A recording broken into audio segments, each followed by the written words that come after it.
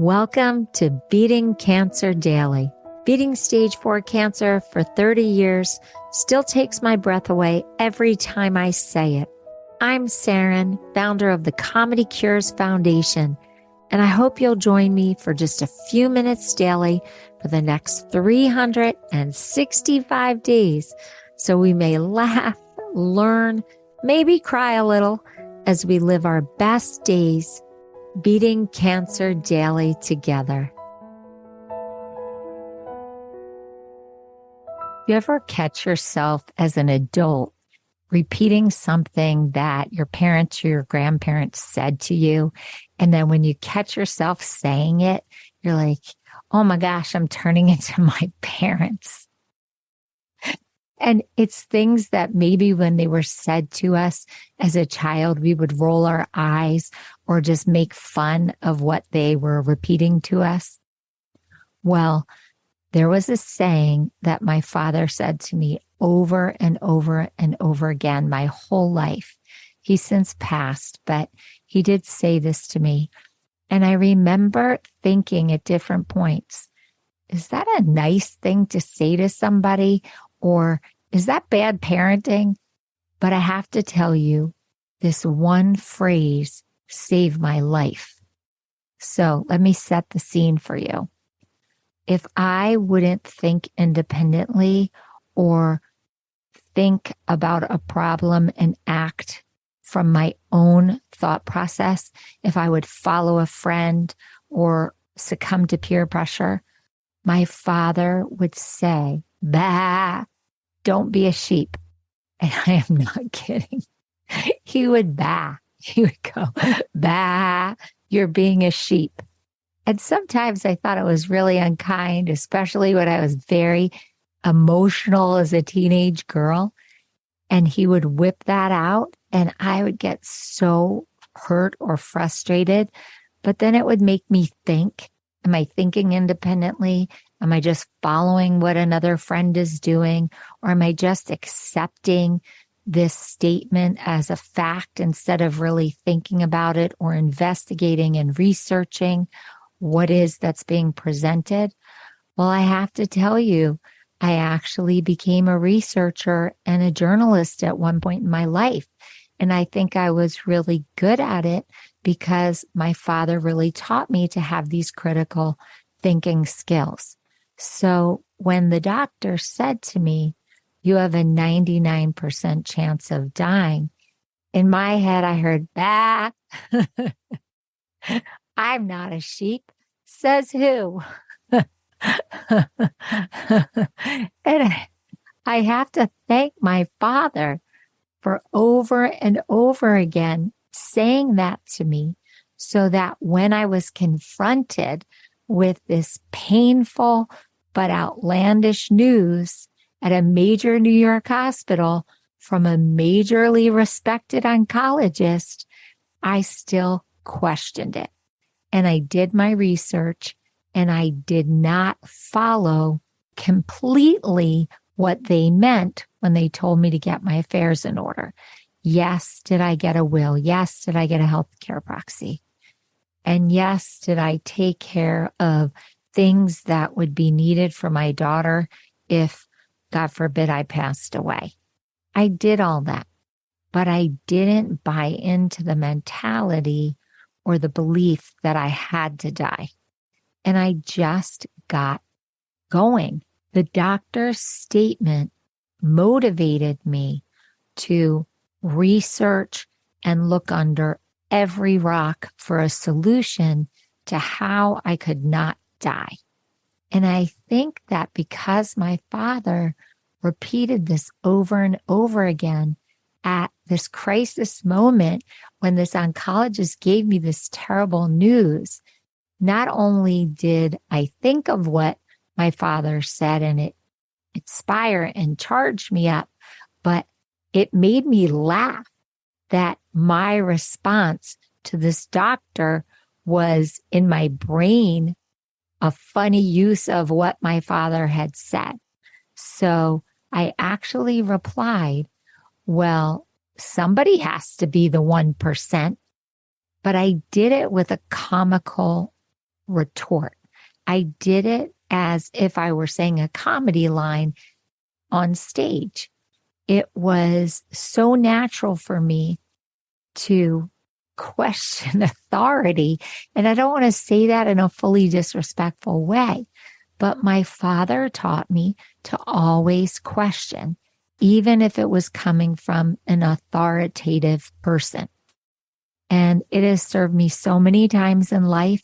I was going through a divorce and the judge wasn't paying attention to our case, and it just kept dragging on and on.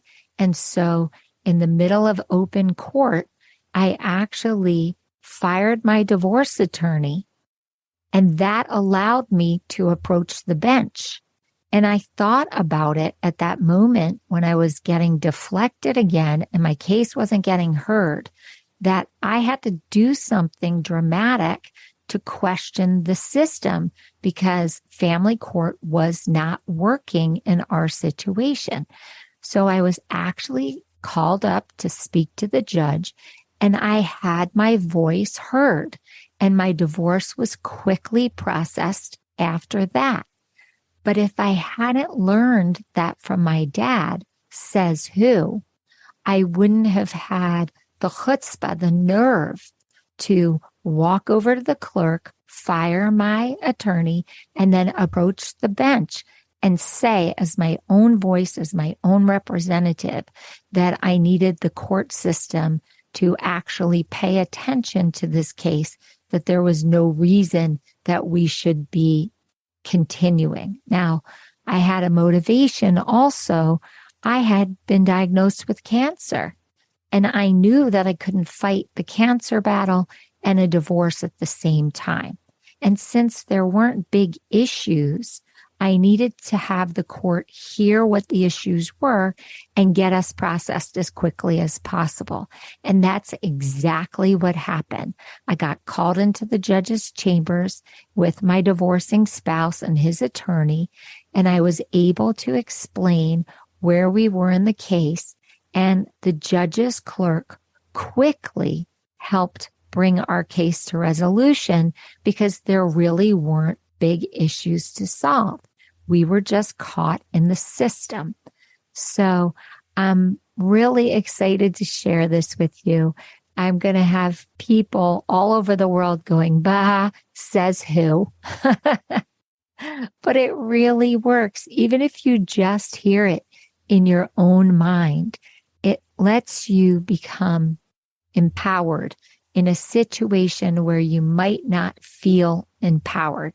Now, if you live in a dictatorship or you live in a police state, please be careful how you use this, because I don't want anybody getting hurt in a different part of the world where people are treated differently for speaking up. And if you are a younger person and you decide to use this with a teacher or a parent, please have good judgment. Say it in your own mind and use it to inspire you and use it for research purposes. But again, use it respectfully so you don't experience a consequence that is grave. I really want it to be used within the spirit of how I told the story, which is to give you hope in a situation that feels very hopeless, and also to give you a moment to laugh in your own mind when you say bah, so that you have a minute to oxygenate your brain and think of a good strategy. So you know that I love when you go to ComedyCures.org and you tell me how this strategy worked for you. And also, if there was something that was said to you as a child that really served you in inspiring you or giving you hope or drive during your cancer journey, let me know, because I would love to learn it and maybe use it for myself and then be able to share it on this podcast to inspire and motivate other listeners. So you know that I love silly humor. And so I figured I'd share a few that are appropriate to this topic today. The first one is, I love sheep jokes. I think I've heard them all. So dumb. But I've got to tell you one more that I thought was really cute. A boxer goes to see his doctor and he says he's having trouble sleeping. And the doctor says, "Have you tried counting sheep?" And the boxer says, "I tried, but every time I get to number 9, I stand up." Now, if you're a boxing fan, you know that if a boxer gets knocked down, they get a 10 count. And if they don't stand up by 10, it's considered a knockout and the fight's over. So that the boxer said he can count sheep, but he stands up by 9 is really funny. And I am a boxing fan. So I just love when I can infuse a little humor into an episode. So I hope you enjoyed it and have a blessed day. And I'll see you tomorrow. If you loved today's episode, then tell the world. Why? Because Beating Cancer Daily and our membership circle are both a listener and donor supported experience.